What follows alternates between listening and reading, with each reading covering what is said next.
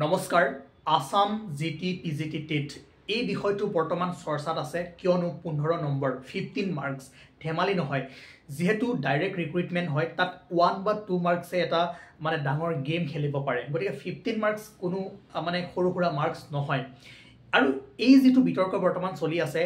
ইয়াক লৈ বহুতে ভাল পাইছে বা বহুতে বেয়া পাইছে যেহেতু মই ইউটিউবত পঢ়াও সেই কাৰণে বহু ষ্টুডেন্টে মোক কালিৰ পৰা কল কৰি আছে আৰু তেওঁলোকৰ কথাটো মই আপোনালোকৰ আগলৈ লৈ আহাটো মোৰ কাৰণে এটা দায়িত্ব বুলি ভাবো সব প্ৰথম কথা সিলেবাছত 15 মাৰ্কস ম্যাথমেটিক্স এড কৰিছে সেইটো ডাঙৰ কথা নহয় ঠিক আছে এজন শিক্ষক হিচাপে ক্লাস 10 লেভেলৰ বা ক্লাস 10 ষ্টেণ্ডাৰ্ডৰ অংক জানাটো দৰকাৰ আৰু সিলেবাছত যদি ফ্ৰেন্সও দিয়ে এৰোবিকো দিয়ে যিয়ে নিদিয়ক কিয় আপুনি পঢ়িব লাগিব কিন্তু আটাইতকৈ ডাঙৰ কথা কি সময়টো আজি বহু ষ্টুডেন্টে 1 বছৰ 1.5 বছৰৰ পৰা বা 6 মাহৰ পৰা প্ৰিপাৰেচন কৰি আছে তেওঁলোকৰ মাইন্ডত যে ম্যাথমেটিক্স আহিব হেতু কোনো ভাবি থকা নাছিলে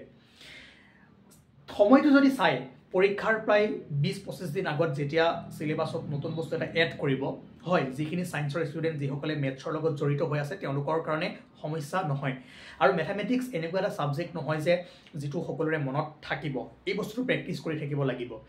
সিলেবাছত ম্যাথমেটিক্স দিয়াটো ডাঙৰ কথা নহয় হেতু বিতৰ্কৰ বিষয় হ'বই নোৱাৰে বিতৰ্কৰ বিষয় যদি আপোনালোকে চাই তেনেহলে সময়টো মই ভাবো আৰু অলপমান বঢ়াই দিব লাগিছিল কাৰণ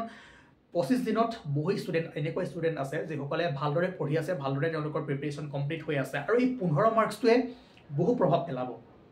এনেকুৱা নহয় যে 15 মাৰ্কস এৰি দিও কিবা এটা হৈ যাব তেনেকুৱা নহয় হয়তো এই ক্ষেত্ৰত নো ডাউট আপোনালোকে ম্যাথমেটিক্স জানিব লাগিব 15 নহয় যদি 100 মাৰ্কসও দিয়ে তথাপিও কথা নাই একসেপ্ট সকলোৱে কৰিব লাগিব কিন্তু ডাঙৰ কথা হ'ল যে এই সময়টো এতিয়া যদি ইয়াৰ পৰা আমি বিচাৰো তেনেহলে সলিউশন কি হ'ব পাৰে সলিউশন এটাই হ'ব পাৰে যে ম্যাথমেটিক্সটো অতৰাব নালাগে লাগে আৰু 10 মাৰ্কস বঢ়াই দিও কিন্তু এই পৰীক্ষাৰ সময়টো অলপমান বঢ়াই দিয়াটো অতি প্ৰয়োজনীয় কাৰণ 25 দিনত 15 মাৰ্কস বহুতৰে কাৰণে ইজি হ'ব পাৰে বহুতৰ কাৰণে টান হ'ব পাৰে আৰু বহুতে এই বিষয়টোক লৈ বহুতো চিন্তা চৰ্চা কৰি আছে আৰু ইয়ে বেলেগ সাবজেক্টবোৰ পঢ়াটো হেম্পাৰ কৰিছে মই ভাবো বিতৰ্ক কৰাতকৈ আপোনালোকে বাকি সাবজেক্টবোৰ পঢ়ি থাকক আৰু মই অনুৰোধ কৰো চৰকাৰক বা শিক্ষা বিভাগক তেওঁলোকে যাতে সময়টো এই টেট পৰীক্ষাৰ যি 29 তাৰিখে পাতিম বুলি কৈছে ষ্টুডেন্ট সকলক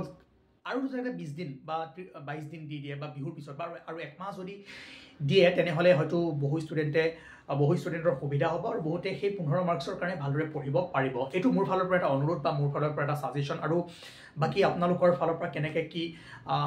মোক বহুতে ফোন কৰি আছে যে এনেকুৱা কিছুমান কৰিম বুলি তাত মোৰ ক'ব লগা একো নাই কাৰণ মই যেহেতু এক্সপেৰিয়েন্স নহয় মই টেট দিবলৈ গৈ থকা নাই কিন্তু যেহেতু মই সোশ্যাল মিডিয়াত এটা আপোনালোকক পঢ়াই আছো মই লাগি ভাগি আছো গতিকে এই কথাখিনি আপোনালোকৰ কথাখিনি মই সকলোৰে মাজলৈ আনাটো এটা দায়িত্ব বুলি ভাবিলো আৰু সেই কাৰণে কলো যে প্ৰথম কথা ম্যাথমেটিক্স কমাইছে হেতু ডাঙৰ কথা নহয় তাত বিতৰ্ক নকৰিব কাৰণ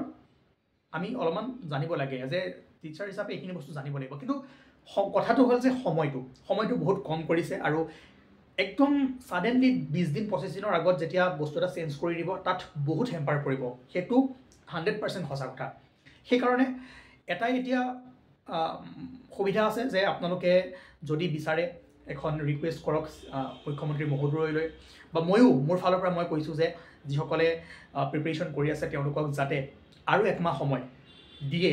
বিহুৰ পাছত যদি পৰীক্ষাটো পাতে তেনেহলে সুবিধা হ'ব আৰু সেই কেইদিনত তেওঁলোকে ভালদৰে প্ৰিপাৰেচন কৰিব পাৰিব গতিকে নমস্কাৰ আজি ইমানখিনিয়ে মই কলো আৰু আপোনালোকে যোনে এইবোৰ ভাবি সময় পাৰ কৰি আছে মই আকৌ এডভাইস কৰো যে চাওক এইখিনি কৰি থাকক লগতে পঢ়ি থাকক পঢ়াটো কমাই নিদিব কাৰণ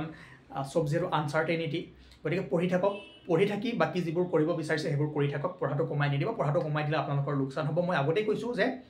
15 মাৰ্কসটো অলপ সলপকে প্ৰিপেয়াৰ কৰক বাকি যি